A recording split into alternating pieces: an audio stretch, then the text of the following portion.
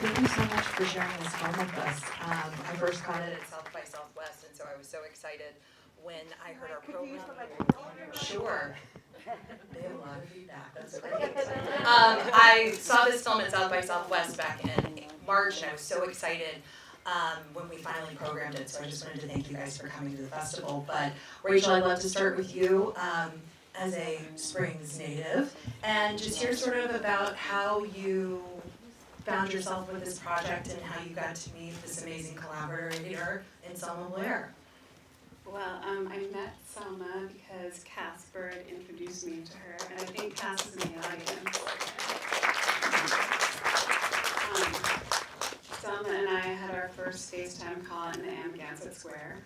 She was like, "Oh, so you're bald, and I'm MS, and what are we going to do?" And it was just like immediately on, and we had a deep, true autoimmune connection, and the rest is history. I love that.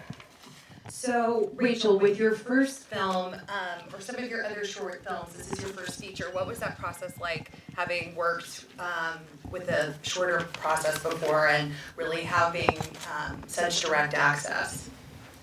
Well, I mean, it was a dream, and something that, I've been thinking about a lot is that with Selma, nothing was off limits. We got, deep and real very quickly. And the difference between a feature and a short is just it's a marathon. And so it's just you just keep showing up every day, and little by little the piece comes together. And, an hour and a half is different than 15 minutes, but we just kept going. And I had an extremely generous subject who you guys all witnessed. Well, Selma, I'd love to hear sort of about how this process started for you. I mean, did you intend to make a feature? How did you decide to share your story in this format?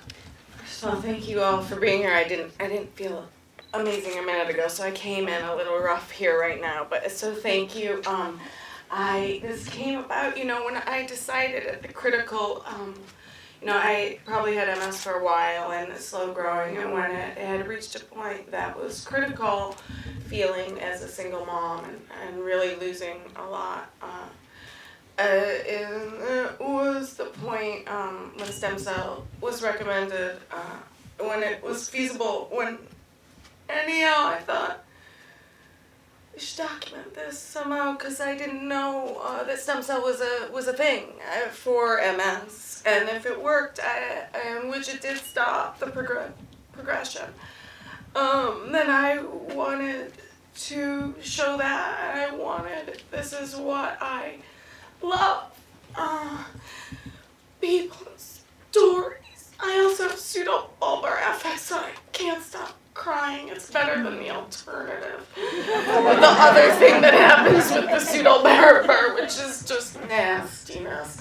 So tears are better. But finding Rachel, through Cass, who I trusted so much after a photo shoot, and I looked really cool in the photo shoot. So I was like, hey, what way do you know? And we didn't know what it would be for, but it felt important for people and for myself to have some kind of touchstone to someone I trusted somewhere. Because, that's life. And Rachel's an amazing director. Amazing.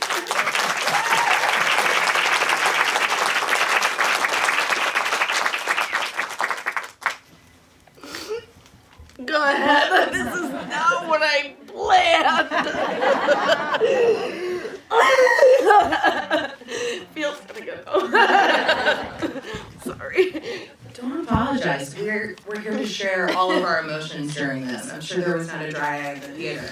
There's something about, how celebrity is, and you feel like you know people because you see them on screen, but there's something that's just so accessible about seeing you and sharing this story when you look to the fourth wall. And I think, there's so many people here that have had similar issues, and I'm sure feel so empowered having seen it. But I am curious how you chose your outfits for the film. My mother, if she had a grave, she would roll in it, because I looked horrendous. I mean, one thing that trumps everything is looking okay. Sorry, I know that's not correct thinking, but my mother taught me that. And you can fake it, you know, because there's makeup artists and dresses, and I didn't use anything I knew in that film. I used no makeup skills, no wardrobe. I was wearing my son's t-shirt. I didn't realize he was 8. In the scene with not only was I holding a dildo, this is a great massager, by the way, but then I had this shirt on and this haircut my son and Cass gave me. I mean, it was just amazing. I didn't pick my clothes. I apparently really relaxed into it. Well, Chia is a color, so I think we're all in agreement on that. I'd love to hear a little bit about, you know, has your family seen the film? Has your son and your sisters? My siblings did. We sent it to them. My mother is watching now. And my son, no. He didn't want to. He's like, can I go up my room and play a game? Because he was a little protective. He's a little young, and, you know, he's in it. It's fine. It's not his thing right now. But, yes, I think they were really very moved. And Rachel got, you know, some people might think I have humor in me, some might not. But I am unabashedly, I don't give up with stupid jokes and talking, and I'm Borscht Belt humor. I mean, I don't know. It's just ridiculous. So no, my son didn't see it. I should have answered that. No. Well, and Rachel, when you were sitting down to make the process, you know, there's such an intimacy here and such trust between you guys. You can clearly, I mean, I did witness you outside. You can clearly tell that this has been such a transformational process for both of you. But I'm kind of wondering what your hope is as this project comes out.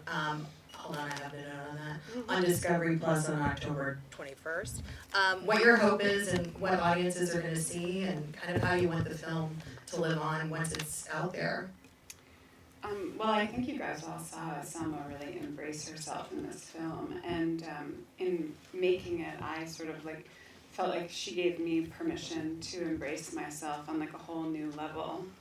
And then when, you know, as we were editing the film, and there's so much footage, as you guys all just saw, of, you know, Selma going through something really intense, I had the thought, if Selma is going to let us show her in this way, then I really think we've created something extraordinary in that, whether or not you're, you know, chronically ill or have a disability. Or in COVID. You know, like all of us. You know, different times, addressing our mortality, the people we love, the people we... that wasn't my turn. But I was gonna say that I felt like you could, no matter who you are, you could see yourself in her experience. And so my hope, you know, is for the most amount of people to see this film and to see themselves. And, you know, we talk about this a lot, but to find relief in that, you know. It's hard to be alive and be a human being. So, and Selma's so inspiring, and you know, ultimately it's just the most people to see the film and to enjoy it, and, you know, tell your friends. Do I have a back end? Just kidding. Hollywood talk. Money. Just kidding. It was a joke. If it's okay with you guys, I'm going to open it up for questions. Just show your hand and we'll call on you like we're in school. Like as many people. Yes, Nigel. Hi. Yeah, I just had one because you're so used to being right in front of the camera as an actress, but this is obviously such a different and new experience for you. And what was it like to have a camera on you during your most vulnerable moments without a script? You know, it's strange. I think I was comfortable. I mean, maybe too comfortable. I think, you know, I said in somewhere when I go down the stairs, and I really did believe this when I was little, like, it's called narcissism for some people. I grew out of it. Mostly I'm still self-involved, but I always felt like God was watching. I'm like, where's the camera? Like at 3. I didn't know when I grew up we were all really going to have cameras on us, like every one of us, every moment. But at 3 I was like, how's God watching? Because I was taught to fear God, and I'm like, I don't know, where are you to fear you? And I really kind of always really did feel that. Like it's very natural for me, for better or for worse, in front of a camera. So I don't know. Yeah, it's weird being the subject of something now, but filming it was not. All right, we have a question in the center. How are you now? How do you feel now? It's been like 2 years. So many gains, and the stem cell did put it into, it took a while, but the flare went down, and no new lesions, and there's, scar tissue and damage that happens. I didn't think there would be. For some reason, I was like, I'm gonna get this stem cell one and done. But I'm well. I wish I didn't cry when I want to look amazing and be gracious. I miss my mom. I wish she were here with you all and you'd make a big deal out of her because she loved it more than me. Sorry.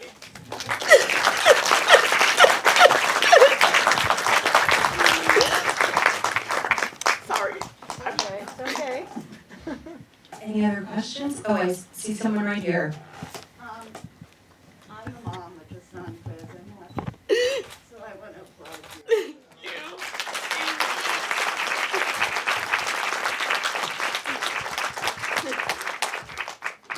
And we have a question over here.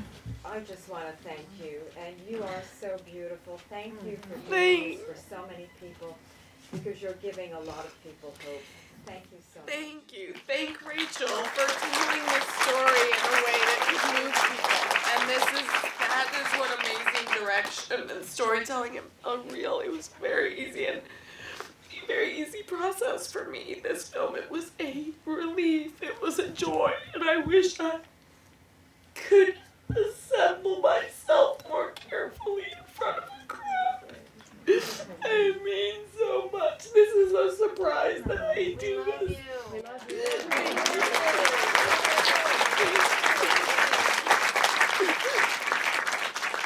We're going to go to our final question. Oh, we'll take two. In the beginning, you had said, I can't give it, I can't give any more. And you have given so much more to everybody in this here, everybody in the MS community. You gave more today and through this process than you will ever know. So thank you for giving more. Thank you. I just hope that we can open our hearts to unburden ourselves of things we don't need to worry about because we're all here for a finite amount of time, and I love film and stories, and this is such a dream, not the crying part, but that we have our hearts open a bit is a bit of a miracle sometimes altogether, and that's very important for all of us. Thank you. Yes, it is. This is our lovely lady over here. So, again, everyone has said this. You have been so gracious. Rachel, what a beautiful, well-told story. But you have a career in comedy. Me? How about comedy? Troy. I'm Troy, that's serious. my beloved Troy. Where's my career in comedy? I say every day whenever I do something, I'm like, where's my comedy campaign? Like, you gotta make a thing, I gotta make money on Instagram. Like, come on, hey, where's my alopecia serious. campaign? I got some. She blew on me, and I got these little spots. You're so funny. It's true. But it's really true. But You were so Thank funny, you. and so you were so real, and it was such a pleasure thank to you. to be part of your world and part of your ongoing success. Really. Thank you so much. And you're brave. Thank you. Where's my bravery campaign? Today, I kind of have a surprise for you guys. Okay, so bear with me. I'm going to read it for you. No, it's better than a pony. I think you're going to like it better. So, as many of you guys have come to the Hamptons Film Festival before, we've had a long-time partnership with the New York Women in Film and Television. And so, Cynthia Lopez really wanted to be here, and on her behalf, I'm going to read this to you. We're having a moment up here, you guys. All right. So, New York Women in Film and Television, my God, this is your Q&A. is an organization that advocates for women working in the media and entertainment industry in front of or behind the camera. We celebrate women's achievements and provide professional training, scholarships, filmmaker grants, and necessary tools to assess and assist in career achievement. In partnership with the Hamptons International Film Festival and on behalf of the NIWIF Board of Directors, Cynthia Lopez and the crew, we're honored to recognize introducing Selma Blair as the winner of the New York Women in Film and Television Award of Excellence for African American women. The winner receives a $10,000 as well as a one-year complimentary membership to NIWIF for 2021, along with a certificate of recognition.